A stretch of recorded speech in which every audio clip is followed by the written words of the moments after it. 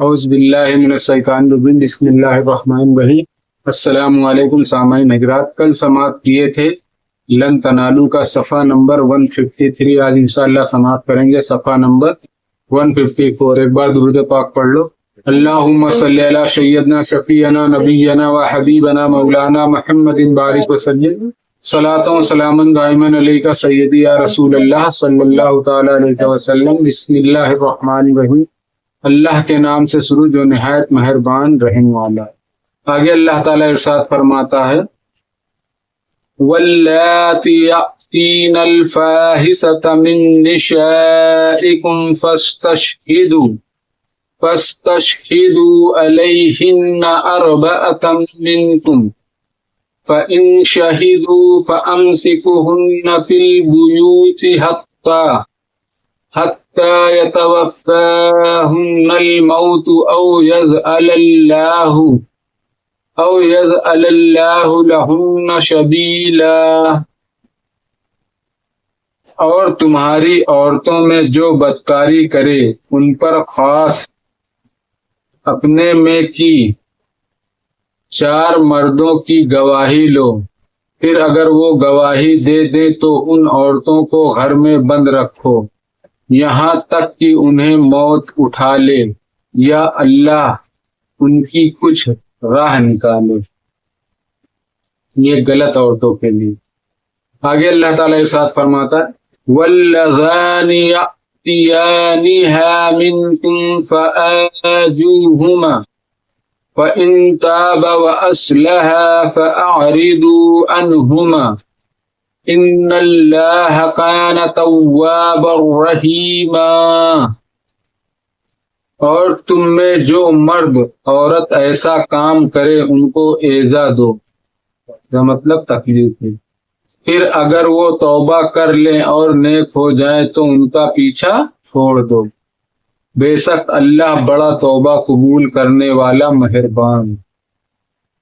آگے اللہ تعالیٰ ارشاد فرماتا ہے انما التوبۃ علی اللہ للذین یعملون السوء بجہالۃ ثم یتوبون من قریب فاولئک یتوب اللہ علیہم وکان اللہ علیما حکیما۔ وہ توبہ جس کا قبول کرنا اللہ نے اپنے فضل سے لازم کر لیا، وہ انہی کی ہے جو نادانی سے برائی کر بیٹھے پھر تھوڑی ہی دیر میں توبہ کر لیں، ایسوں پر اللہ اپنی رحمت سے رجوع کرتا ہے اور اللہ علم والا و حکمت والا ہے۔ آگے اللہ تعالیٰ ارشاد فرماتا ہے وَلَيْسَتِ التَّوْبَةُ لِلَّذِينَ يَعْمَلُونَ السَّيِّئَاتِ حَتَّى إِذَا حَضَرَ أَحَدَهُمُ الْمَوْتُ قَالَ إِنِّي تُبْتُ الْآنَ وَلَا الَّذِينَ يَمُوتُونَ وَهُمْ كُفَّارٌ أُولَئِكَ أَعْتَدْنَا لَهُمْ عَذَابًا أَلِيمًا۔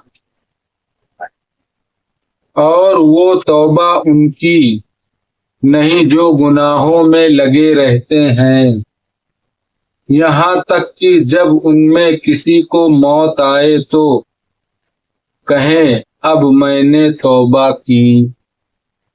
جب ایک دم موت کے قریب ہو جاتے تو ایسی توبہ نہیں قبول ہوتی۔ اور نہ ان کی جو کافر مرے ان کے لیے ہم نے دردناک عذاب تیار کر رکھا ہے۔ جو مسلمان نہیں کافر ہوتے مرے گا اس کے لیے اللہ تعالیٰ نے دردناک عذاب تیار کر رکھا ہے۔ شان نزول کہ وہ بدکاری نہ کرنے پائیں یعنی حد مقرر فرمائیں یا توبہ اور نکاح کی توفیق دے۔ جو مفسرین اس آیت میں الفاحشۃ بدکاری سے جنا مراد لیتے ہیں، غلط کام سے بدکاری سے زنا مراد لیتے ہیں، وہ کہتے ہیں کہ حبس کا حکم حدود نازل ہونے سے قبل تھا، حدود کے ساتھ منسوخ کیا گیا۔ خازن جلالین و احمدی، جھڑکو، گھڑکو، برا کہو، شرم دلاؤ، جوتیاں مارو، جلالین و مدارک و خازن وغیرہ میں۔ حسن کا قول ہے کہ جنا کی سزا پہلے ایذا مقرر کی گئی، پھر حبس، پھر کوڑے مارنا یا سنگسار کرنا ہے۔ پہلے جو ایسا کام کرتا تھا اس کو کوڑے لگتے تھے۔ وہ آگے سورہ نور میں پورا اس کا تفصیلی بیان ہے۔ ابن حجر کا قول ہے کہ پہلی آیت واللاتی یاتینا ان عورتوں کے باب میں ہے جو عورتوں کے ساتھ بدکاری کرتی ہیں، یہ جو غلط راستے پہ چلتی ہیں ان عورتوں کے بارے میں۔ اور دوسری آیت واللذانی لواطت کرنے والوں کے حق میں ہے، اور زانی اور زانیہ کا حکم سورہ نور میں بیان فرمایا گیا ہے۔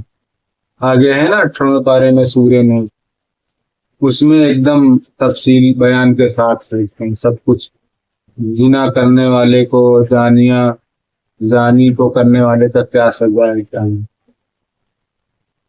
اس تقدیر پر یہ آیت غیر منسوخ ہے،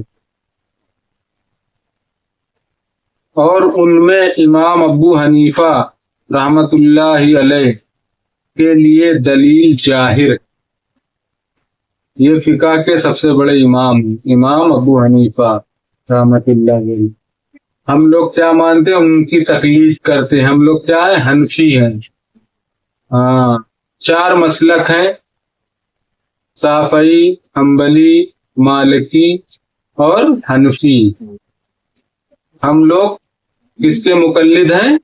امام ابو حنیفہ رحمۃ اللہ علیہ، ان کی تقلید کرتے ہیں۔ اس پر جو فرماتے ہیں کہ لواطت میں تعزیر ہے، حد نہیں۔ ضحاک کا قول ہے کہ جو توبہ موت سے پہلے ہو وہ قریب ہے، جو توبہ اگر موت سے پہلے کر لے تو وہ اللہ کے قریب ہے، اور وہ شاید اللہ توبہ قبول کر لے۔ اور توبہ میں تاخیر کرتے جاتے ہیں، غلط کام بھی کرتے رہتے، گناہ بھی کرتے رہتے، اور توبہ میں تاخیر کرتے رہتے کہ ارے بعد میں توبہ کر لوں گا، ابھی نہیں، بعد میں توبہ کر لوں گا۔ مگر ایسے کرتے کرتے تاخیر، اگر تمہاری موت آ گئی اور تم کافر مرے تو تمہارا ٹھکانہ جہنم۔ ہاں، تو توبہ میں تاخیر نہیں کرنا چاہیے اگر کوئی گناہ اپنے سے ہو جائے تو۔